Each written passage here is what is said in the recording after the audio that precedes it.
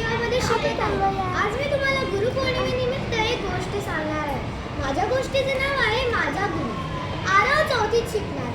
खूपच हुशार व जिज्ञासू मुलगा. त्याला सारखे प्रश्न पडायचे. तो आई बाबांना विचारायचा, आई चंद्र आपल्यासोबत का चालतो? बाबा डायनासोर खरे खरे होते का?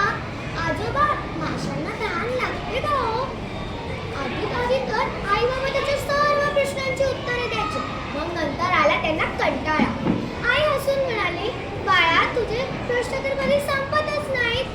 मग बाबांनी त्यांच्या खिशातून त्यांचा फोन काढला आणि म्हणाले, हे बघ बाळा, आज मी तुला एका नवीन मित्राची ओळख करून देतो. या मित्राचे नाव आहे ChatGPT. आरवने पहिलाच प्रश्न विचारला, शिवाजी महाराज महान का होते? 2 सेकंदात उत्तर हाजीर. मग त्या प्रश्नाचा पाऊसच पडायला लागला.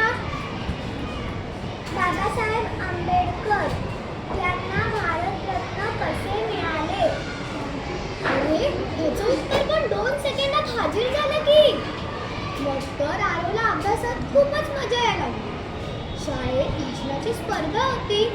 विषय होता झाडे लावा झाडे जगवा. आरवने ChatGPT कडून माहिती घेतली व स्वतःच्या शब्दात लिहिली आणि पाठ केली. त्याला चक्क पहिले बक्षीस मिळाले. मग आली वार्षिक परीक्षा. वार्षिक परीक्षेसाठी आरवने खूपच मेहनत केली होती. त्याचा मित्र ChatGPTची मदत घेतली होती. मग निकाल जाहीर झाले होते. आरव खूपच निराश झाला. बाबांना म्हणाला, बाबा बघा ना, मी एवढी मेहनत केली होती, मी माझ्या मित्राची मदत सुद्धा घेतली होती, पण मला एवढे कमी गुण का मिळाले? बाबा म्हणाले, बाळा बरोबर आहे, तू तुझ्या मित्राची मदत घेतली होती, पण मला सांग, तू तुझे शिक्षक शिकवताना लक्ष देत होतास का? आरव म्हणाला, नाही बाबा, मला वाटलं माझा अभ्यास मित्र ChatGPT मला मदत करेल म्हणून मी नाही केले. बाबा म्हणाले, हे बघ बाळा, ChatGPT आहे तुझा मित्र, तो आहे खूपच हुशार, पण तुला तुझ्या शिक्षकांची व पुस्तकांची मदत तर घ्यायलाच लागणार. शिक्षकांनी शिकवल्याकडे लक्ष द्यायला लागणार आणि पुस्तकं वाचायला लागणार.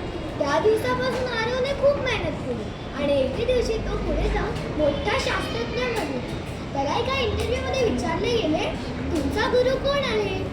आरव म्हणाला, माझा गुरु माझे आई बाबा, माझे शिक्षक, माझी पुस्तके आणि माझा अभ्यास मित्र ChatGPT. मुलांनो, याच्यातून आपण काय शिकलात? शिकण्याची साधने खूप असतात.